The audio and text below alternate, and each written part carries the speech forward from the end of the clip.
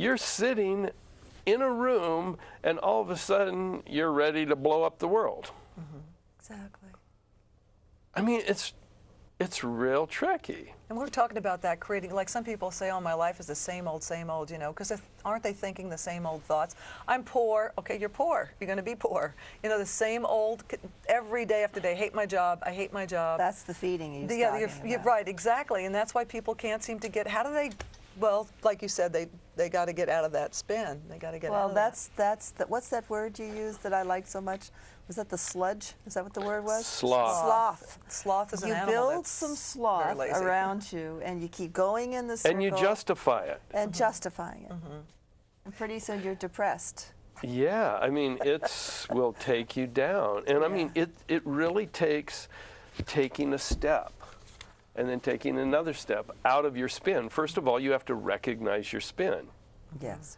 Once you recognize your spin, then you acknowledge it. Instead of, a lot of times we're in spin, but we're in denial. But as soon as you can really recognize what your spin is, and then acknowledge it. Yeah, I'm angry. Oh, now I know what I can work with. I like what you said about meditation, and a lot of people find it difficult to do. So do you have any words of advice? Because I knew a psychic once, and she said, if you don't go within, you go without. And what Badeish said, that, yeah, of course, it makes so much sense. But what can we tell people that are watching the show? Because that might be a starting point for a lot of people. I mean, what would you advise them? Like, for me, when I meditate, it's easy for me when I put on some Steve Halpern music, because my mind will go with the music, and I won't have any thoughts come in my head, and I can clear my thoughts. The music just brings me there. Do you have any advice for people on how to meditate or how to get to that point? I would say it in these little words: small moments, many times. Small moments, many times. Small moments, many times. Until it becomes a habit, right? Would that be part of it? Well, the biggest thing is even like when you're putting on this music, you're identifying with the music and the feeling of the music. So there still is a sensory thing happening there. A distraction. And so the real point is to realize that all phenomena arises, let's say in Western civilization we would call that God.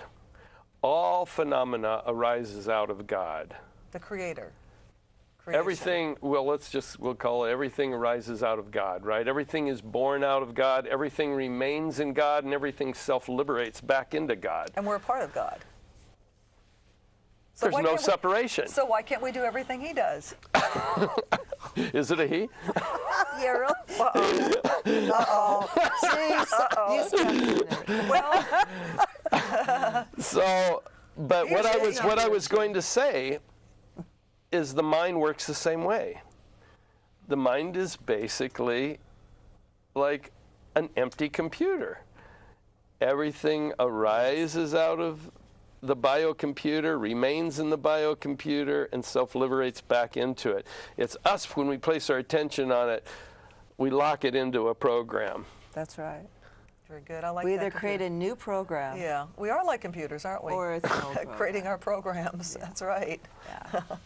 Well, you know, we would like to What about ask... the passion? I think that because we're talking about, if does passion help us get on purpose? You know, how do we get that passion in our lives? Because I have a relative who's going through a difficult divorce, and I knew her to be, you know, passionate about this and I say, Marie, well, I gave it away. Yeah, you did. Cut it. We got 15 minutes. Let's get this. How did we get passion? How do we get this? You know, how does she get passion back in her life? How do we get passion? Because I think that gets us out of depression.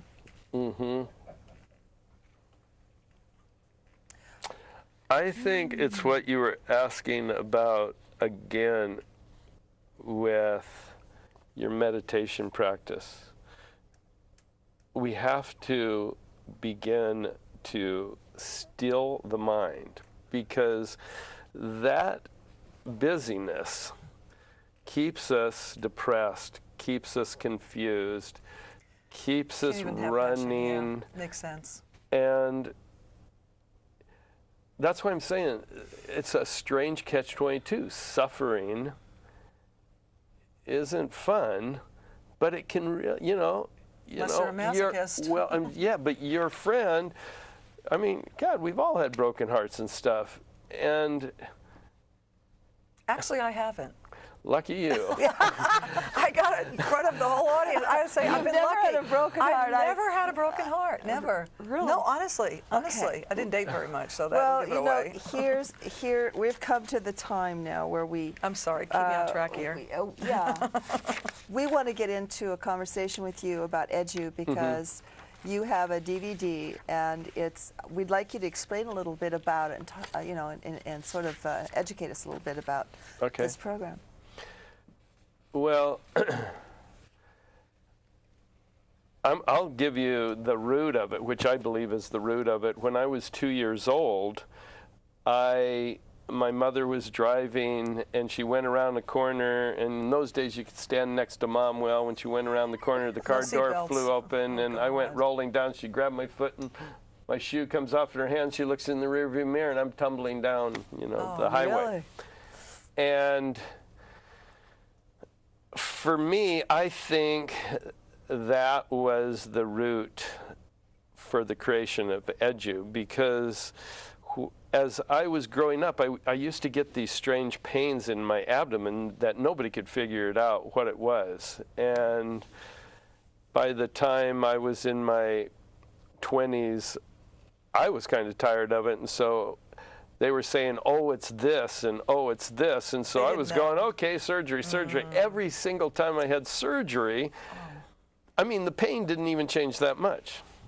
And it was related back to that fall, you think? Well, I'm going to get to that. Okay. So what happened thereafter, I was actually in a chiropractor's office with a friend that had gotten hurt. And I was just in the waiting room, and I guess the chiropractor was on point or something. He said, what's wrong with you? And I said, oh, I'm fine. I go, oh, but I have this strange abdominal pain that runs down my leg and up into my abdomen.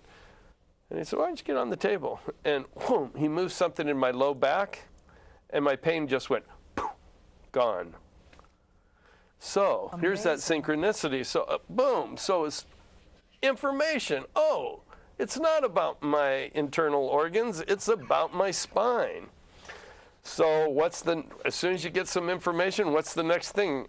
I was painting some Christmas windows, and these people that own this store were yogis. And they said, hey, why don't you come over and do yoga?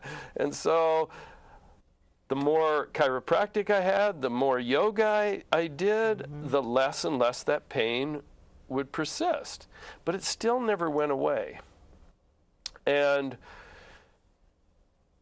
I lived in Lake Tahoe for about 15 years, and I used to spend 2 weeks at a time out in the backcountry, just sitting, doing my meditation and yoga practice. And after I was done doing that practice, my body I would just get up, go to the edge of the cliffs, and my body would start going through these intuitive movements. You didn't even think about it? You just started moving around? I guess I got tired of sitting and doing yoga, and so my body just got up and started doing these movements. And I did this very innately for a couple years, and I remember one day I was going, where'd that pain go? Because it wasn't around anymore. Wow. Amazing. And then I said, well, what are you doing differently? And then I said, wow, what about those weird water sprinkler moves you're doing up on those? And at that time, I was a yoga teacher. And so I just went back up and I started labeling. Oh, what's that look like? Oh, that looks like turning a doorknob. Oh, that looks like cutting swords. Oh, that looks like picking fruit. Yeah, the movements. And then I put them in an order where one would flow into the next without creating staccato. So you were always flowing. Staccato always, would be chop, chop, chop. Oh, yeah, you would, For and then, because I'm non-musical innately people. a storyteller, there was some way I had to remember the sequence, right? And so I made up this story to remember it.